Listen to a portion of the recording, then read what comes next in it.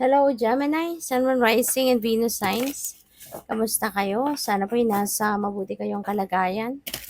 Welcome back po sa Star Tarot. At kung bago kayo rito, welcome din po kayo. Please subscribe, like, share my videos, and leave me a comment kung nakaresonate po kayo. Thank you. So, tignan natin first card. We have Feed Your Artist. Okay? So, siguro yung artistry ninyo, yung talent ninyo will be highlighted sa ngayon. You know?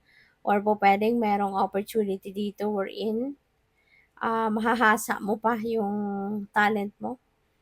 Diba? O pwedeng meron kang mga gagawin, trainings, ganyan. Or po pwedeng magsiseminar ka to learn new style, new ways of expressing your artistry, yung mga ganon.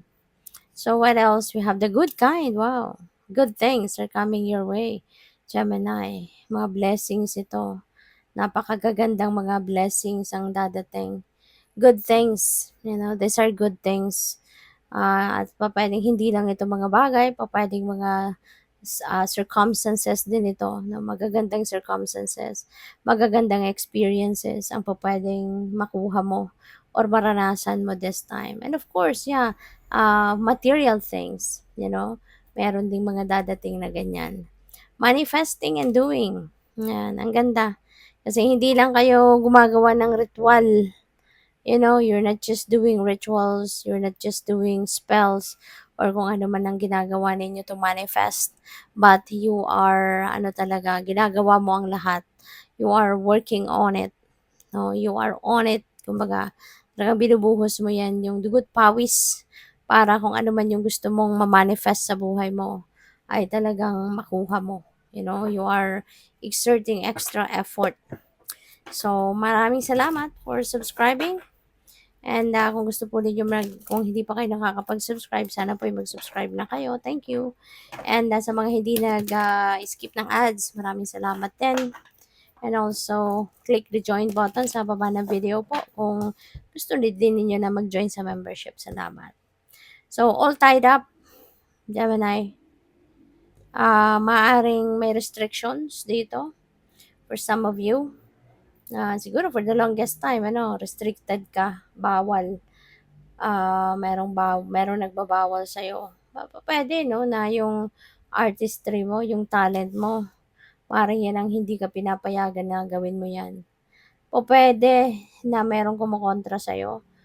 Diba? All this time siguro, for many years, pwedeng ganon na gusto mo magkaroon ng trabaho, siguro, or career, gusto mo mag-build ng career na related sa artistry mo, sa talent mo, gusto mong gamitin yon. Pero, maybe someone is, contradicting you.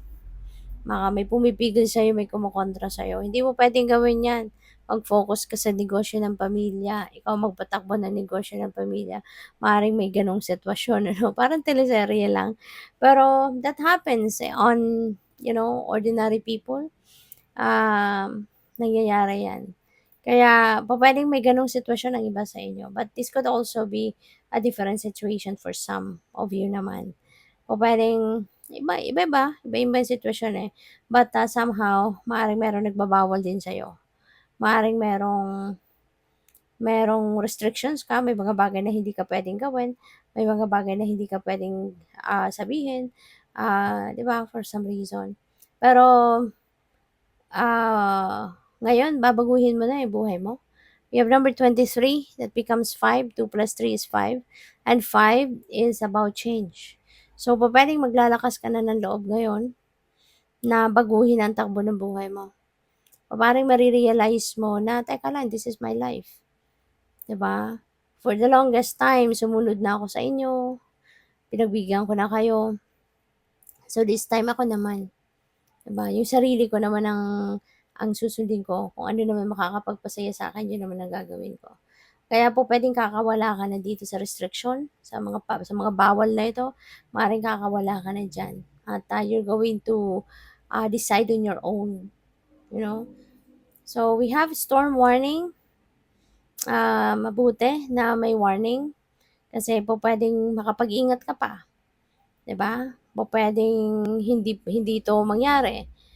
Kasi pupuwedeng meron ka pang magagawa, may mga adjustments ka pang puwedeng gawin, 'di ba, sa buhay, para maiwasan 'no, yung storm na ito na mangyari or dumating sa buhay mo.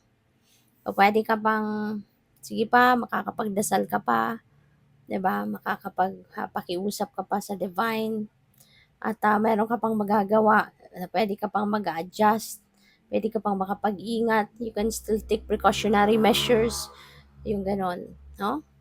So, what else? We have journey, may travel, si Gemini. Pupuwedeng malayo-layo ang travel na ito, ano, malaki-laki yung gamit, madami-dami, I mean. So, pupuwedeng magtatagal ka sa pupuntahan mo or pupuwedeng malayo kasi ang pupuntahan mo, you know. So, get ready with your travel at saka mag-iingat kayo lalo-lalo na sa panahon ngayon ano, kung ano-ano na lang nangyayari. Kaya po dapat mag-ingat sa bawat galaw, sa bawat pagpaplano ng mga pagbabiyahe. Make sure na you are ano, updated sa mga travel advisory, mga ganyan. At saka yung mga gamit ninyo, mga dala-dala ninyo, pag-ingatan, tsaka kung ano mga importante, 'di ba? So, yun. Good luck sa'yo. What else? We have the lovers. Wow. So, pupuwede ng iba sa inyo rito is, entering a romantic relationship. Kung kayo ay single pa, no? Maaaring magkakajowa, maaaring, makakakilala kayo ngayon ng, you know, pupuwedeng soulmate ninyo, twin flame ninyo, baka makilala mo na sa ngayon, puwedeng gano'n. So, yun, good luck sa'yo, okey? Pupuwede rin ito na ang iba sa inyo baka may karelasyon na sa ngayon and pupuwedeng, you know, maaaring may mga discussions kayo about relationship goals, saan papunta yung relasyon ninyo, 'di ba? Hanggang sa pupuwedeng makapag-usap na kayo about, building your own family, 'di ba, mag-aasawa. So, we have 8 of Wands, travel. Pupuwedeng magta-travel talaga si Gemini, and this could be international travel or pupuwedeng domestic pero malayo, puwedeng gano'n. Biglaan, you know, maaaring hindi rin ito planadong biyahe, pupuwedeng impromptu, 'di ba? Pupuwedeng biglaan ito, nagkahayaan lang gano'n, something like that. Or pupuwedeng, you know, bigla kang itatap ng kung sino man na, "Tara sama tayo, uwi tayo or biyahe tayo," or whatever 'no. So, pupuwedeng gano'n. And, these are good news as well. Pupuwedeng dumating good news, something na, magiging excited ka. Puwedeng something na exciting ito, na pupuwedeng dadaluhan ninyo, may pupuntahan kayo or pupuwedeng may opportunity na magpapa-excite sa'yo, something like that. So, we have the Hermit, may pagmumuni-muni, pag-iisip, pagninilay-nilay na kailangan ng iba sa inyo or puwedeng pagpapahinga, okey? Baka ang iba sa inyo kasi exhausted 'no, physically, mentally, pagod. Kaya inaanyayahan kayo dito na magpahinga, mag-solitude at, makapag-isip-isip. Okay, good luck. Thank you for watching. Love and light. Namaste.